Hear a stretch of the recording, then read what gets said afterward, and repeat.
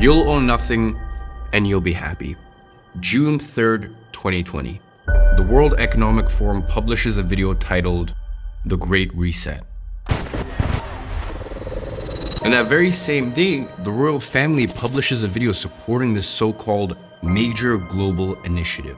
We have no alternative because otherwise we will end up having more and more pandemics. Now, over the coming weeks, multiple videos on the reset were published by the World Economic Forum. And they were starting to get more and more sketchy. His Excellency Xi Jinping, President of the People's Republic of China. Major economies should see the world as one community and coordinate the objectives, intensity, and pace of fiscal and monetary policy. And naturally, people started noticing that there was something rather nefarious behind this whole Great Reset initiative. And that begs the question, what are the real intentions behind the reset? Is it simply a failed marketing attempt at an actual genuine initiative? Or is it an attempt to concentrate the power in the hands of a few elitists and establish a new world order, as some are saying?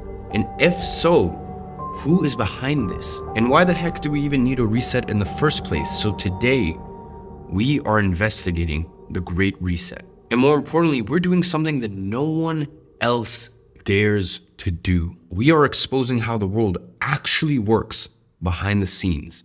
And some of you guys may think you know the story, but it goes so much deeper. I have uncovered secret plots to topple the financial system, the real motives behind some of history's biggest crises, and instances of government officials secretly funding their own war enemies while their troops were in the battlefield, and even a secret organization that controls 95% of the world's GDP. So this is the first episode in a 3-part series that has been half a year in the making. And you know, every time I thought I had come to an answer to my questions, a brand new problem would arise, leading to a never-ending rabbit hole that would eventually reveal who runs the world. It reveals the faces of those that hide in the shadows and use their puppets to control everything around us. And I call them the puppet masters. And the reason it took me so long to release this is because I wanted to figure out exactly how you can save yourself from their tyranny. And actually, let me just show you how I started this whole process in the first place. There is still one way out. So let's analyze the situation. The puppet masters are about to have you right where they want you, under their thumb. You see, once CBDCs are rolled out, you will be at their mercy. They decide how much you spend, where you spend it, and even how much money you have left at the end of the month. And that will make it impossible for you to escape. You will be on a perpetual hamster wheel for the rest of your life, living paycheck to paycheck, because no matter how much you save, their negative interest rates will chew away at your savings, because they don't even view it as your money to begin with in the first place. Forget your property rights, forget your future, forget your liberty. You will be nothing but a slave to the system. And that's just the money. They said to themselves, you will own nothing and you'll be happy. You will eat the bugs because they control the food supply. And if you dare speak up, well, then they'll be very upset and your social credit score will go down. Good luck getting a new rental agreement. And if you try to run away, good luck, because the next step in controlling energy supply is banning gas-powered cars. Because once everyone has electric cars, with a flick of a switch, they deem whether you are worthy or not of travel. The clock is seconds away from midnight. DEFCON 1. But that's what happens when power is concentrated in a select few hands. Because power corrupts, and absolute power corrupts absolutely. And that is why you need to escape now. And that means you need to claw back the freedom you deserve. And the way to claw back that freedom is by 3 avenues. The first one is financial freedom, and this is obvious. Because once they have complete control over the financial system, they will make it impossible for you to be financially free. Because they want you to be dependent on them. They need you to be dependent on them. Because when you're dependent on them, you are controllable. So that means you need to put every waking moment into earning your financial freedom. The next is time freedom, and this is truly how you get off the hamster wheel. You need to stop trading your time for money. Because if you do, inflation and negative interest rates will eat away at your savings and you'll be stuck in the debt cycle forever. And the next is location freedom. And this is the one that usually people sacrifice the other two for. You may have financial freedom and you may even have a bit of time freedom, but you are stuck in a city and that makes you controllable. That makes you a slave. Because when the US or Europe goes to you can't pack up, you can't leave, you don't have autonomy. Because make no mistakes about it, it's about to be war. And if it is war, you need to be able to be mobile. And that brings me to my next point, which is in a world of centralization, you need to decentralize as much as possible. And what does that mean, you may ask? Well, just like when you're investing, you don't put all of your eggs in one basket. You don't just pick one stock. In the same way, you can't just bet on one country, because if your country goes to shit, what are you gonna do? So you need to plan. And this is where multiple passports and multiple residencies come into the picture.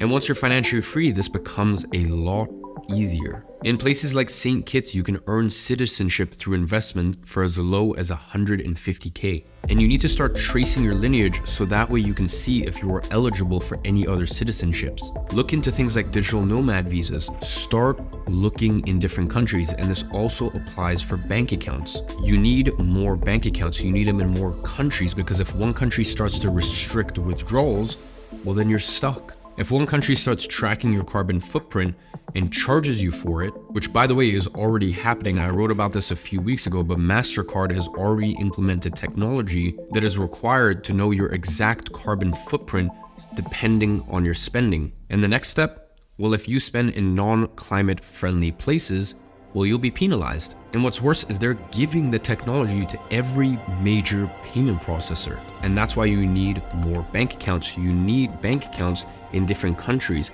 And it amazes me that more people don't do this. In the same way you treat your investments, you need to treat your cash. And realize that the only way you can complete these steps is if you have these 3 types of freedom that I've already told you about. And you have maybe 2-3 years before it's too late. But what I will say is that it feels like more people are starting to wake up. So if you want to reclaim the freedom that you were born deserving, you must act now. So instead of submitting to their globalist dystopia of the Great Reset, instead, together, let's make this the Great Escape. How do you think that went? Yeah, I think it went really well. I think the people are going to like it. I kind of feel like we're just a broken record at this point. Like, I kind of feel like we're just beating the same dead old horse. I mean, it's the truth. So there's not really much more you can do. I don't know. I feel like something just isn't right. But before I tell you the solution, let me tell you what got me to that point. Now, in order for you to truly comprehend what's going on, we need to set a timeline of events and understand who are the characters that play a role in this plot. But before we go there, we need to understand how we actually got here. So let's start from the beginning.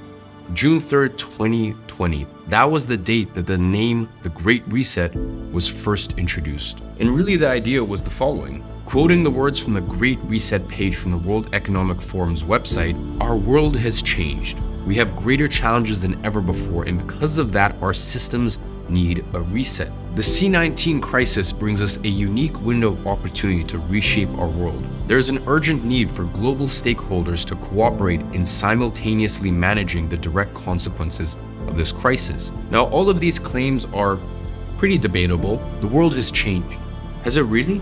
Are today's challenges really greater than the ones we have been facing over the last hundreds of years? And even if they were, why does that mean that our world needs a reset? What does a world reset even mean in the first place? Now, before we dive into each one of these questions, let's go back to the timeline of events, because it's essential for you to understand the past before you can ever judge the future. And although the Great Reset launched on June 3rd, 2020, the seeds for it had been planted a long time ago. So let's go back to November 12th, 2016. The World Economic Forum publishes an article titled 8 Predictions for the World in 2030. And the very first prediction they made, number 1, you'll own nothing and you'll be happy. Whatever you want, you'll rent. Now, they've been seeding the whole you'll own nothing and be happy narrative for almost a decade now. Now, who exactly has been pushing that? Who are the puppet masters behind this whole narrative? It's an international organization called the World Economic Forum. Now, the World Economic Forum is basically an intergovernmental organization that connects the world's most powerful countries with government leaders from all major countries. Now, their objective? Tackle the world's most crucial challenges, which according to them are climate change, carbon emissions, gender pay gap, amongst a myriad of other things. And here are some of their members. CEOs such as Zuck and Bill Gates. You know, the classic ones everyone knows and dislikes. Other members such as Biden, China's dictator, Putin, Trump, royal family. It's basically a mastermind full of billionaires and the world's most powerful people, both from the private and public sector, who all take their jet or even fleet of private jets into Davos, which is obviously quite ironic considering that they're trying to tackle global warming and all that. But nonetheless, let's ignore that. So they jet into Davos every year to plan how to reshape the world in a more sustainable way, using their own words. They label themselves as independent, impartial, and not tied to any special interest. Now, I don't know about you, but that last part sounds ultra suspicious to me. I wonder why. Now, the more I researched, the more the World Economic Forum looked like the exact opposite of that. I mean, a lobbyist organization that only has their personal interest and the one of its members in mind, all while trying to make it look like they have other people's interests in mind by exploiting the hot topic issues of today's world. Now, the first reason that led me to this conclusion came from questioning their very own narrative. You'll own nothing and be happy. Now, there's a few things we can infer from this claim. First one is someone has to own things. I mean, if you don't own anything and I don't own anything, then who does? It probably means that someone will have to own everything. So it seems like their great plan is just to own everything. And secondly, you're still gonna need to have a house, a car, a phone, a computer, a stove, a fridge. And if you don't own those, well then you're gonna have to rent them. And everyone else will have to rent from the same individuals who owns everything. So if the only way for you and I to access things is by renting them from the ones that own everything, doesn't that also mean that they'll have complete control over you, me, and everyone else, because they can practically choose who they rent it to and under what conditions they rent it, since we really don't have any other options but to rent from them. And listen, I don't know about you, but for me personally, that doesn't sound too good. And once again, following in their line of thinking, if you own nothing and are happy, does that mean that the people who own everything will be sad? You know, are they doing this as an altruistic effort to spare us all the pain of owning anything, so that way we can enjoy the peace of mind of owning nothing? Well, that doesn't seem too logical to me either. So maybe you'll own nothing and be happy so that in turn, they will own everything and be happier? Sounds like a great win-win situation, doesn't it? To me, it sounds like you will own nothing is just another way of saying we will own you. And the more I researched this, the more questions I had. Who's behind the World Economic Forum? What's their actual agenda with this whole Great Reset plan? How do they plan on implementing it in practice? Like, how are we gonna go from owning houses, cars, and other consumer goods to just simply owning nothing? I mean, is the government gonna come knocking on our doors with guns and saying, hey, all of your assets are now mine? So in order to get some answers, let's go back to our investigation board and let's point our efforts to Klaus Schwab.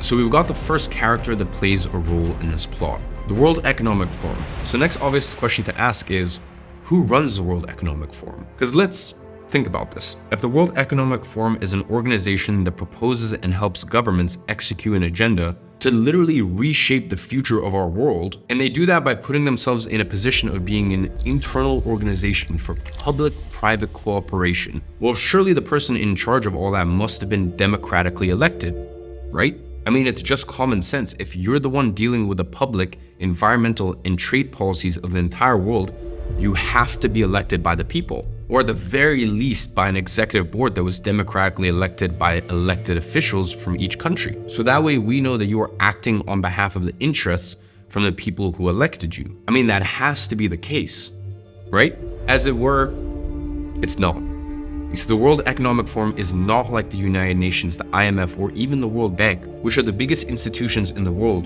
and all of which have democratic systems to elect their heads. The WEF, though? Well, they're a completely private institution. There's no democratic election to decide who's in charge, and even more interesting than that, all of the institutions that I just mentioned, the IMF, the World Bank, the United Nations, well, they support and execute an agenda that was set by the World Economic Forum. Listen, the bottom line is, the person who's dictating the economic and environmental agenda for the IMF, the World Bank, the United Nations, and for the most important nations and private corporations around the world was elected by nobody other than himself. Yes, that's correct. The person who is telling you that you are going to own nothing and be happy was never even publicly elected. So, who is this powerful and mysterious figure? Ladies and gentlemen, I present to you Klaus Schwab. He's the World Economic Forum's founder and the current president and spokesperson for the organization, the only leader the forum has ever had. And to understand how Klaus Schwab came to be, we need to go back to 1938. That was the year Schwab was born, in no other place than Nazi Germany. And at the time, his father was a managing director for a subsidiary of a Zurich-based engineering firm called Escher Wyss. Now here's a fun little fact for you. That very same firm was found to exploit prisoners of war and use other forms of forced labor. Now this actually sparked rumors that Schwab's father was a high-ranking Nazi official, but fear not, because the fact-checkers were quick to dispel those far-fetched myths. So we definitely don't need to worry about that. You see, Klaus Schwab was well-educated, earning multiple degrees in Switzerland and Germany, as well as a Master's of Public Administration from Harvard University. Now going back to our timeline, fast forward to 1971. Schwab founded the World Economic Forum to fulfill his dream from moving from a shareholder capitalism model to a stakeholder capitalism model. That we act all as stakeholders. The future is built by us. Don't you just love it when a man with a German accent tells us how he's going to reshape our world? Now, what does stakeholder capitalism mean, you may ask? It's essentially moving away from profit-driven leadership to a model where companies answer first to special interests instead. This would mean that the people would have a say on the direction companies move to. You see, the problem with that is regular companies answer to their shareholders, who hold the company accountable to achieving certain financial goals. Now, when you move away from answering to shareholders and decide to answer to the people instead, you answer to virtually everyone. And answering to everyone is the exact same as answering to no one, which is a perfect position to be in. Why?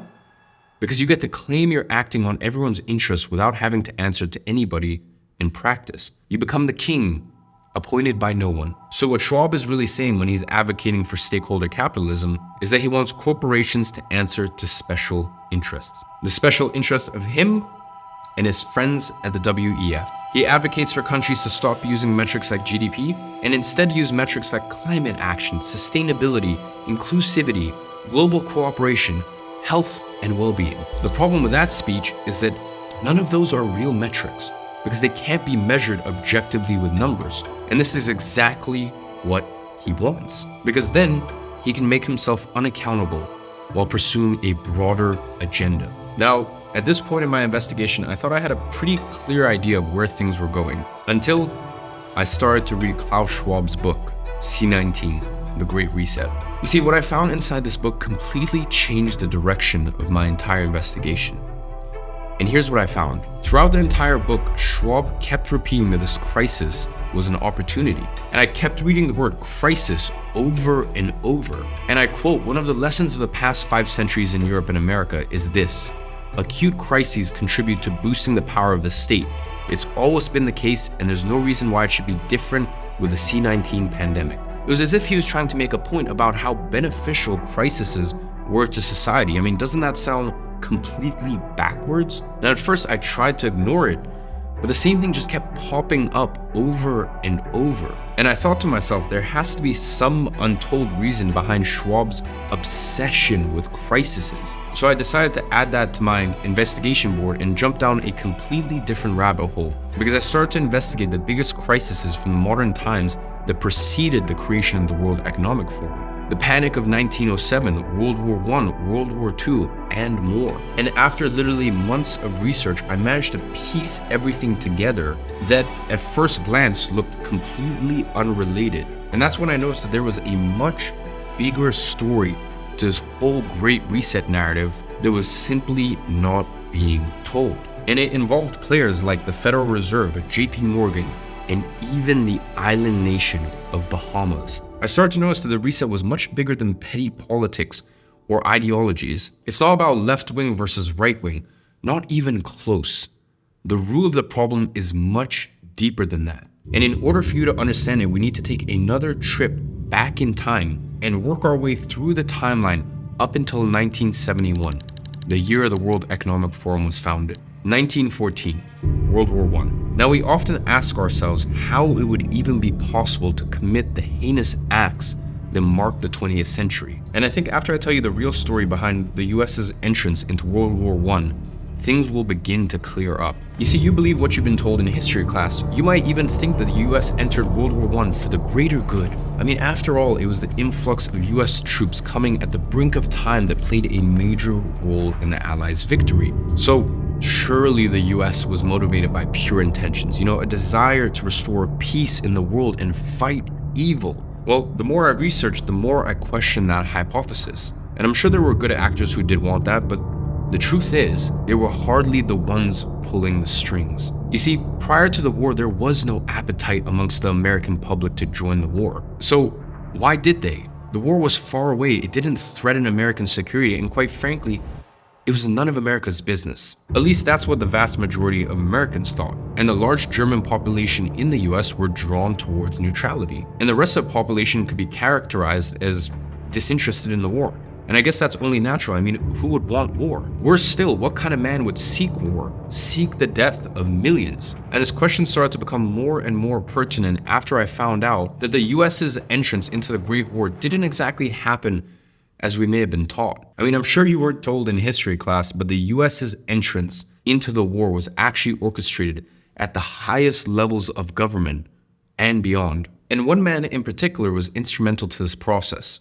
Edward Mandell House. You see, House was the closest advisor to the ruling American president at the time, Woodrow Wilson. House had been pivotal to Wilson's presidential campaign success and now exerted a great influence over Wilson as his closest confidant. I mean, one specific fact about House made my alarm bell go off. He worked closely with Wilson in drafting 14 points which later led to the League of Legends. Now, if you don't know what that is, the League of Legends was the predecessor to the United Nations, and one of the ruling institutions in the world that pushes the WEF's agenda to this day. Now, this already gives you an idea of both Wilson and House's globalist agenda, even in the early 1900s. But that is just the very tip of the iceberg. You see, in a conversation with the Foreign Secretary of England, House was posed a question. What will America do if the Germans sink an ocean liner with American passengers on board? Now, House's reply was clear and straightforward. He goes on to say this would be sufficient to carry us into war. Now, you might be asking, why is this important? Well, that's because later, in 1915, a passenger ship named Lusitania sailed from New York bound for Liverpool in England. And can you guess what happened to that ship? The Germans torpedoed it, killing almost 2,000 civilians, giving the American government the perfect pretext to enter the war with the public on their side. And of course, the public was outraged at this unprovoked attack, which came completely without warning. Those were the phrases repeated by news broadcasters and politicians around the country. But was it really without warning?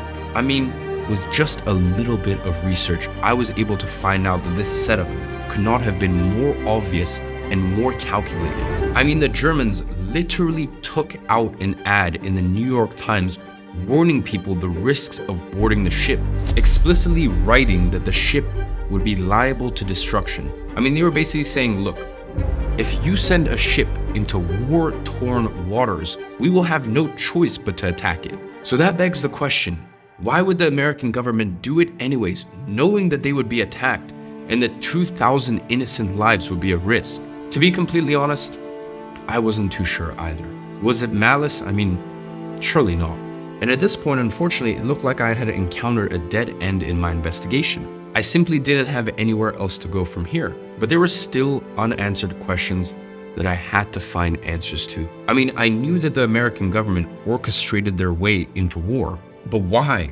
Why would they do that? And I knew that later on, House and Woodrow went on to create the foundations for the UN, an organization that's completely aligned with the WEF's interests, but I still hadn't found a direct connection between the two.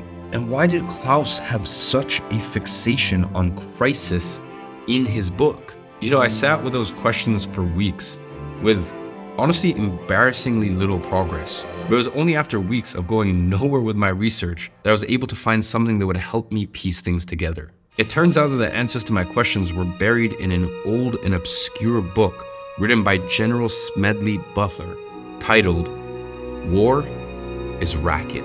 You see, Butler was one of the most decorated American generals, two-time Medal of Honor recipient, who actually fought in World War I. And these are his words on the topic. Woodrow Wilson was re-elected president in 1916 on a platform that he had kept us out of the war. Yet 5 months later, he asked Congress to declare war on Germany. The 4 million young men who put on uniforms and marched or sailed away were not asked whether they wanted to go forth to suffer and die. Then what caused our government to change its mind so suddenly? Money. An Allied commission came over shortly before the war declaration and called on the president. You see, the president summoned a group of advisors, and the head of the commission spoke. Stripped of its diplomatic language, this is what he told the president and his group. There's no use kidding ourselves any longer. The cause of the Allies is lost. We now owe you, the American bankers, the American munition makers, manufacturers, speculators, exporters, $5 or $6 billion. And if we lose, and without the help of the US we must lose, we, England, France, and Italy cannot pay back this money. And Germany won't. And that, my friends, is an excerpt from Major General Smedley Butler's War is Racket, 1935. It has been estimated by statisticians, economists, and researchers that the war yielded $16 billion in profits. That is how the 21,000 billionaires and millionaires got that way. Okay, so that answers one of our questions, which is why would Americans force their way into war? Money. Now, it's not like that money went straight to the American government. You see, as we've seen already, there are shadow figures who control the government's agenda to align with their own interests. So that led me to the next obvious question: who really got rich off the war? And how was Woodrow Wilson truly involved? Well, this leads us directly to our second major crisis, and another journey back in time. Crisis 2, the Panic of 1907. Now, to get to this, I had to dig deeper. I mean, deeper than I've ever dug before. You see, I started to research what projects Woodrow Wilson had led during the period that preceded the war, trying to find some sort of connection of how he would benefit from joining World War I. And believe it or not, but the answer was hidden right under my nose this whole time, in one of the most powerful institutions in the whole world. One that everyone knows about but just takes for granted. I mean, to be honest, there's so much to the story that I can't even get into now that I might even do a separate series just to the financial fraud that has bankrupted millions of people since 1913. But for now, I'll just keep it simple. Coincidence or not, it all revolves around another big crisis that shaped the modern world as we know of it today.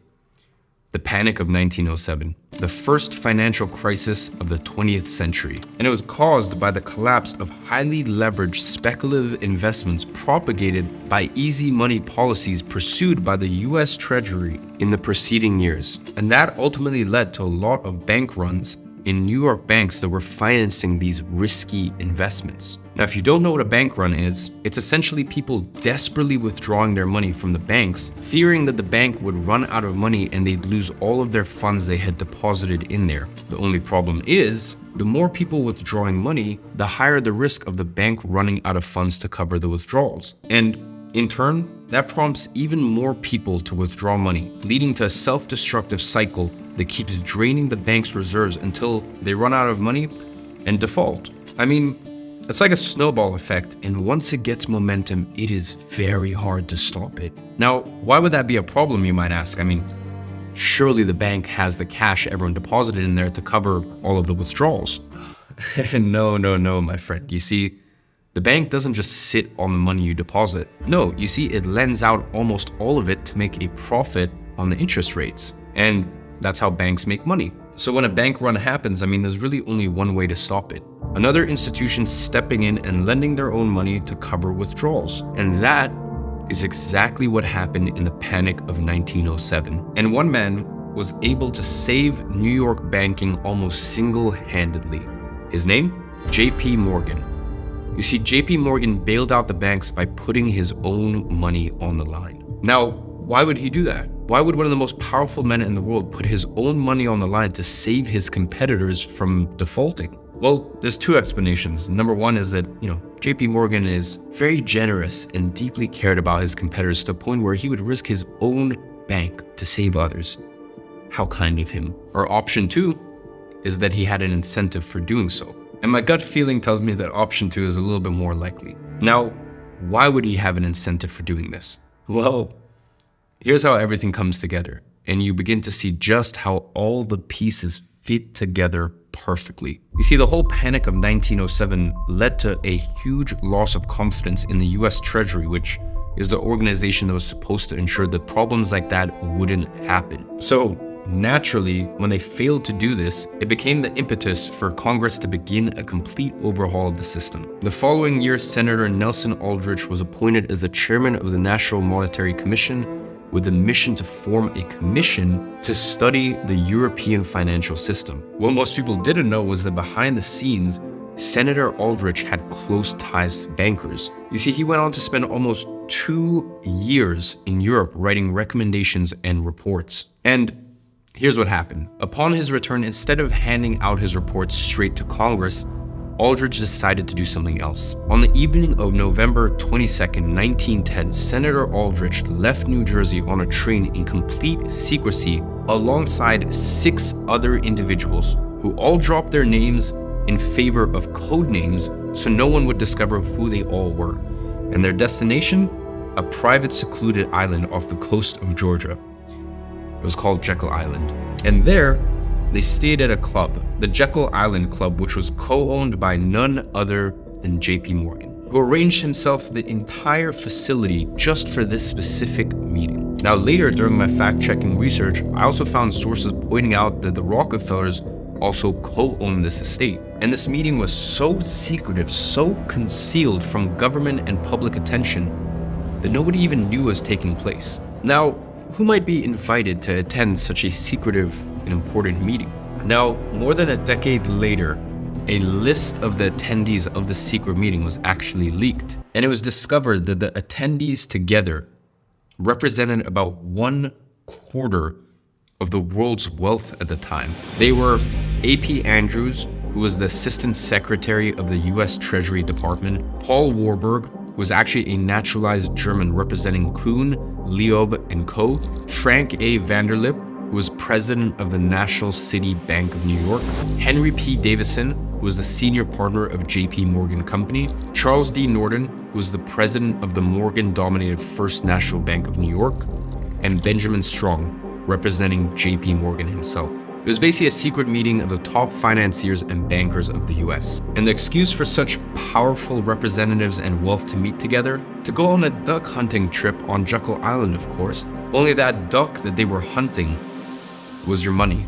Because what they were planning in that secret meeting was something that would deeply benefit the big national bankers for centuries to come. And I know that this is all starting to sound maybe like a bit of a dramatic exaggeration, so don't take my word for it. Let's hear directly from the Forbes founder, Bertie Charles Forbes, who wrote firsthand about this event. Picture a party of the nation's greatest bankers stealing out of New York on a private railroad car under the cover of darkness, stealthily riding hundreds of miles south, embarking on a mysterious launch, sneaking onto an island deserted by all but a few servants, living there for a full week under such rigid secrecy that the names of not one of them was once mentioned, lest the servants learn the identity and disclose to the world this strangest, most secret expedition in the history of American finance. I am not romancing, I am giving to the world for the first time the real story of how the famous Aldrich currency report, the foundation for our new currency system, was written. The utmost secrecy was enjoined upon all. The public must not glean a hint of what was to be done. Senator Aldrich notified each one to go quietly into a private car of which the railroad had received orders to draw upon an unfrequented platform. Off the party set, New York's ubiquitous reporters had been foiled.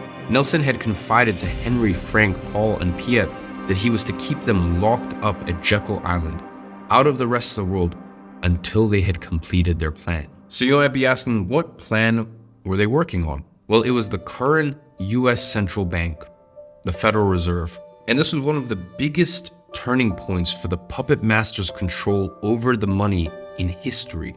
And I'll tell you why in just a second. But first, let me tell you why the creation of the Fed required such a secretive meeting in the first place. You see, virtually all of the founding fathers and enlightened thinkers had been diametrically opposed to central banks. Thomas Jefferson even stated, "I sincerely believe that banking establishments are more dangerous than standing armies, and that the principle of spending money to be paid by posterity under the name of funding is but swindling the futurity on a large scale." In fact, most people don't even know this, but America had another central bank before the Fed, back in the 1830s when Andrew Jackson was the 7th president. And on his deathbed, President Jackson was actually asked what the greatest honor of his career had been. Without any doubt, he proudly exclaimed, "Killing the central bank." Unfortunately, his efforts, while noble, had never fully eradicated the problem. They simply mitigated them because the puppet masters now had the perfect opportunity to create a new central bank. They had the people's support for an overhaul on the financial system that was driven by the panic of 1907. And they had the written plan for it, backed by the most powerful bankers in the country. And they had someone to sign their plan into law, Woodrow Wilson, who also coincidentally got some campaign financing from these very same bankers that facilitated his way into the Oval Office. The day was December 23rd, 1913. From that day on, bankers were the ones with complete control over the economy. Woodrow Wilson was the newly elected president, and on the evening of the 23rd of December, when most congressmen had already left for Christmas holidays, well, Wilson rushed the Federal Reserve Act through an almost empty Senate. I mean, I need you to understand this. The act was approved by a vote of literally 3-0 and approved the creation of, first of all, the IRS, aka the taxman, the hallmark of modern taxation. Number 2, the infamous Federal Reserve, and with his signature. The Fed now had the exclusive power to print America's money, meaning the government had given away its power to control their own economy to a private institution. Yes, you heard that right. The Federal Reserve is not federal at all. It is a private institution controlled by the most powerful bankers in America. And just so you understand, out of the attendees of that meeting in Jekyll Island, Warburg was appointed as a member of the Federal Reserve Board of Governors and went on to serve as the second vice chairman of the Federal Reserve just 2 years later. Benjamin Strong Jr. served as the governor of the Federal Reserve Bank of New York for 14 years. And Henry, Charles, and Benjamin were deeply connected to JP Morgan, which still owns 30% of the New York Fed still to this day, which by the way also happens to be where their HQ is based. And Senator Aldrich, the very man appointed by Congress to lead the National Monetary Commission and who called for the secret meeting in the first place, well, funnily enough, he went on to become a member of the Rocker family himself through marriage. Meaning, the guy who architected the creation of the Federal Reserve was a Rockefeller. And ladies and gentlemen, that is why I always say that the government and the politicians are never the ones in charge. They are simply a mere puppet for the puppet masters. And again, I'm not the only one who came to this conclusion. You see, during my research, I came across an old and battered congressional record from the House in 1908. And they were discussing the creation of a central bank years before the bill was even signed. And here's what they said. This, sir, is a step backward in the advancement of our people and our government. It is a step toward the enthronement of a monarchical power. I repeat, sir, this has ceased to be a matter of political differences and is neither a question of republicanism or democracy, but is a question of whether Wall Street or the people shall rule this American government. Like I said before, this isn't about petty politics. This is about something much deeper. And the discussion in the House continued. This bill enables Wall Street to turn panics off and on at will. The Secretary of the Treasury would become the hired man of Wall Street. Shall we close as a fitting climax to the billion-dollar Republican Congress by crowning our masters, King Morgan and King Rockefeller, the heroes of the last panic? Or shall it be King Taft, Wall Street's hired man? And upon that line, the House of Representatives erupted in what was transcribed as a prolonged applause. Again, the puppet masters had been operating in the shadows for centuries now. So why was the creation of the Fed such a big turning point? You see, before the Fed, currency printing in the US was decentralized through multiple state banks that were in charge of printing money independently.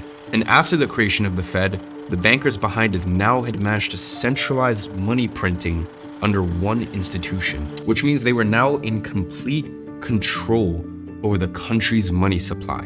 And just a few short years later, Woodrow Wilson launched the US into World War I, as we already know. So after all that, in whose interest was it to join the war? Well, it was the bankers behind the Fed. Now, why, you might be asking? Because here's what happens during war. The government increases their spending dramatically, having to print more money to cover such spending. However, the government can't print their own money anymore. So what it does instead is it takes up huge amounts of debt. And where do you think that money comes from? The Fed and the bankers, facilitated through a complex web of debt instruments. And then the government has to pay interest on that, which is how the bankers and the Fed make money. A lot of money. And in this graph, you can see how much debt the US has accumulated throughout the war. The higher the spikes, the more money the Fed makes as interest. Even Congressman Charles Lindbergh spoke about the events of 1907 as a great scheme, saying that the king bankers knew the conditions of the market and informed their close friends as to what was to come. There would be a panic in the fall of 1907 that would be advertised as the result of our bad banking and currency laws, which primed the system for overhaul in the form of a central bank. And later, Charles went on to discuss Woodrow Wilson's act. This act establishes the most gigantic trust on wealth. When the president signs this act, the invisible government by the money power will be legalized. Now, you know exactly what he meant by the invisible government by the money power. Now, I'm gonna be honest with you. Even after all of this evidence, I was still not convinced about the real interest behind the Federal Reserve and if they were as nefarious as my research was making them seem to. It was only after I got my hands on a lost document from 1932 that my mind changed. You see, this document is stored in the document division of the Stanford Library, and it reports the hearings of an investigation on the Federal Reserve that took place in US Congress. And the reason for such investigation? Well, you see, the chair of the House of the Banking Committee accused the Federal Reserve of artificially creating crashes and crisis, to the point of even filing a petition for the impeachment of the Federal Reserve Board. What I found buried inside of this document was mind-blowing. Here's how the petition for the impeachment was introduced. Mr. Chairman, we have in this country one of the most corrupt institutions the world has ever known. I refer to the Federal Reserve Board and the Federal Reserve Banks. This evil institution has impoverished and ruined the people of the US and has practically bankrupted our government. It was done this through the maladministration of the law by the Federal Reserve Board and through the corrupt practices of the moneyed vultures that control it. Now, some people think the Federal Reserve Banks are US government institutions. They're not government institutions. They are private credit monopolies which prey upon the people of the United States for the benefit of themselves. Listen, this is not me saying it. That was said in Congress by the chair of the House of Banking Committee. And that, my friend, sealed the deal for me alongside all the other evidence I had gathered throughout my research. That tells you everything you need to know about the real interest and incentives behind the Federal Reserve. Now, with those new discoveries, I circled back to our main questions to evaluate what we had uncovered so far. While looking into World War I and the Panic of 1907, we managed to gather the information needed to answer some of our most prominent questions. What is the real hidden agenda of the World Economic Forum? Why do they think that the world needs a reset, and how do they plan to implement this in practice? Why did Klaus Schwab have such a fixation with crisis in his book? And most importantly, what is the connection between the WEF and the most powerful institutions that shape our world today, such as the Fed, the UN, the World Bank, the IMF, etc. At this point, we have already found out why the American government orchestrated their way into the war. And secondly, who got rich off of that war. And thirdly, how the Fed was connected to all of these efforts. So there's still a few questions that remain unanswered. And here's where I actually noticed something interesting. You see, the World Economic Forum and the Great Reset are all global initiatives with worldwide impact. So if that's the case, why does everything we've managed to uncover so far only relate to the US? How did they manage to go from controlling the US money supply to controlling the money worldwide? And here is where things take an unexpected turn. And we look at our third crisis, World War II. December 7th, 1941. You see, before we ever get to 1971, the year of the creation of the World Economic Forum, there's still one last crisis we need to revisit that happened between World War I and 1971. And you can probably guess what that was. World War II, surely the noble fight against the Nazis was just that, noble. I mean, after all, the US had absolutely no choice but to enter the war after the atrocious events of December 7th, 1941, when the Japanese Empire launched a surprise military attack at Pearl Harbor. At least, that's what I've always been told. Now, after finding out the real reason that the US joined World War I couldn't help but ask myself the question, was that really what happened? You see, the US already had a precedent of orchestrating their way into wars, so I simply couldn't take all these facts at face value. So I went on to investigate, and what I found made me realize just how deep the rabbit hole goes. I mean, obviously learning from their own experiences during World War I, the puppet masters already knew how to create filthy amounts of wealth through war. I mean, their blueprint was simple. Get the government to spend a lot and create internal debt, and then loan money to the government from the Fed and others. Then get paid interest on those loans. The more debt the government creates, the more money the puppet masters make. Listen, we already know the drill. And you can see how effective that was when we update our chart that shows the internal debt with the data for World War II. Pretty much 4 times more debt than in World War I. But what's more is with all that new cash leads to the puppet master's favorite control tool, inflation. In the years after the war, inflation soared by 20%. And who reaps the benefit of prices going up? Asset owners. Who get screwed? Everyday people. While their purchasing power was getting wrecked, the asset owners enjoyed the benefits. The Dow rallied over 500% over the next 20 years. So not only do puppet masters get rich off the war and its money printing, but they got even richer from the economic effects of printing money and inflation. But we already saw that after World War I, where the Dow also surged 500% before the Great Depression. So that's the unexciting part. That's old news, because I found out that this tactic is just the tip of the iceberg. During World War II, the puppet masters got even more creative and came up with an ingenious idea. An idea that made last war's profits feel like pennies on the dollar. And the way that I got to that discovery was by asking myself this question. If the US war efforts are financed by the bankers, who finances the other side of the wars? I mean, who is financing the Nazis? Do they have an equivalent of the Fed loaning them crazy amounts of money to pay off their war debts? Turns out the answer is yes and no.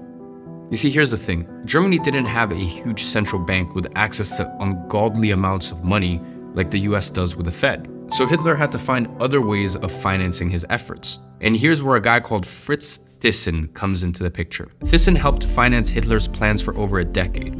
How? He owned the largest steel and coal company in Germany and personally funded Hitler's rise to power and his effort to rearm between 2 world wars, as described in his own autobiography, I Paid Hitler. You see, after World War I, his family established a network of overseas banks and companies so their assets and money could be whisked offshore if ever threatened again. And one of the banks was in no other place than New York, the New York-based Union Banking Corporation, UBC. That was the US base for Fritz Thyssen and his Nazi companions. And in 1941, the very same year the US got into war, news started spreading all over the media that Thyssen had $3 million in New York vaults. That would be $57 million today when adjusted for inflation. Hitler's angel has $3 million in US banks, exclaimed the headline in the New York Herald Tribune on July 3rd, 1942.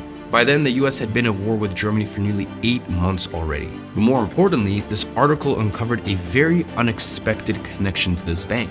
It found out that one of the managing directors of the bank at the time was none other than President George H.W. Bush's father, Prescott Bush. This was heavily denied by the US media at the time, perhaps unsurprisingly. Yet 60 years later, some documents were released by the National Archives and Library of Congress revealing that Prescott Bush indeed served as a business partner of and U.S. banking operative for the financial architect of the Nazi war machine from 1926 until 1942 through the Union Banking Corporation shell, the very same bank that had partly financed Hitler's rise to power. And by the late 1930s, UBC had bought and shipped millions of dollars of gold, fuel, steel, and U.S. Treasury bonds to Germany, both feeding and financing Hitler's build-up to war. And finally, in 1942, UBC's huge gold purchases raised suspicions that the bank was in fact a secret nest egg hidden in New York for Thyssen and other Nazi leaders. Some people even suspected that the bank was holding gold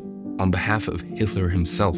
And the government ended up confirming Thyssen's control of Bush's UBC, and in October 1942, the bank was seized under the Trading with the Enemy Act. And by November, the Silesian American company, another of Prescott Bush's ventures, had also been seized. He got caught red-handed. And you know what happened to him and all of his assets? Absolutely nothing. The assets were held by the government for the duration of the war, then returned afterwards. Meaning, he got caught stealing US gold to fund their biggest war enemy and make a profit on it. And in the end, he wasn't charged and got to keep all of the stolen gold. That, my friends, is the power of the puppet masters. I mean, it's almost poetic, isn't it? Now the question becomes, why would they fund their own war enemies? You see, there's two ways for a country to get rich off war. One is by winning the war and funding the victory, and then there's one other more sinister way to do it, arming both sides of the conflict. And it all goes back to our main character in this whole story, Klaus Schwab, who preaches that crisis brings us unique windows of opportunity. As you can see, the opportunity to grow and perpetuate power and control. So why not fund both sides of war to breed a crisis? And as a result, grow your power and control even further.